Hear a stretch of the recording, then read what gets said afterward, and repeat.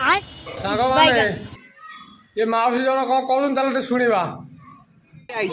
ଏବେ କିଏ ଆସଛନ୍ତି କି? ଇଏ ନବୀନ ବାବୁ ଆଇଛି, ସିଏ ଆମ ଦେଶର କରତା। ନା ଏ ବାହାକୁ ଅଛନ୍ତି କଣ ହାରିଗଲେ ବା 24 ବର୍ଷର 24 ବର୍ଷର ରୁମ ଟାଙ୍କୁଛି, 24 ବର୍ଷର ନେତା ସିଏ। ଏବେ ଯେ ମୋହନ ସରକାର ଆଇଛି ରୁମ କାହିଁ ଟୁଙ୍କୁରୁଛି ଆଜ୍ଞା?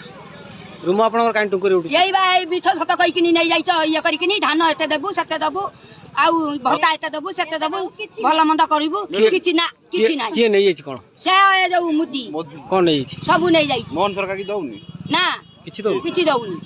ଆରେ ସୁରଜା, ଏ ମାଉସୀ କଣ ଏମିତି କହୁଛି ଟିକେ କହିଲ, କଣ କହୁଛି? ନା ନା ଶୁଣ, ସେ ପିଲାର ଦିନ ପାଣ୍ଡିଆର ମୁଣ୍ଡ କୁଣ୍ଡାଏ।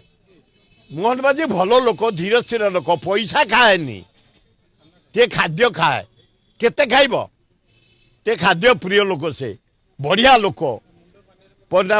ପାନୀୟଟା ତାର ସବୁବେଳେ ହାବିଟି ଅଛି। ମୋର ସେମିତି ନାହିଁ, ମୁଁ ଥରେ ଦୁଇଥର କେଞ୍ଚିଦିଏ, ଏମିତି କେଞ୍ଚିକି ଟିକେ ବାହାର କରିଦିଏ। କିନ୍ତୁ ତାର ଟିକେ ପ୍ରକୃତି ହେଉଛି ଟିକେ ପାଣ୍ଡିଆଟା ମୁଣ୍ଡଟା ଟିକେ କୁଣ୍ଡାଏ, ଭଲ ଲୋକଟେ।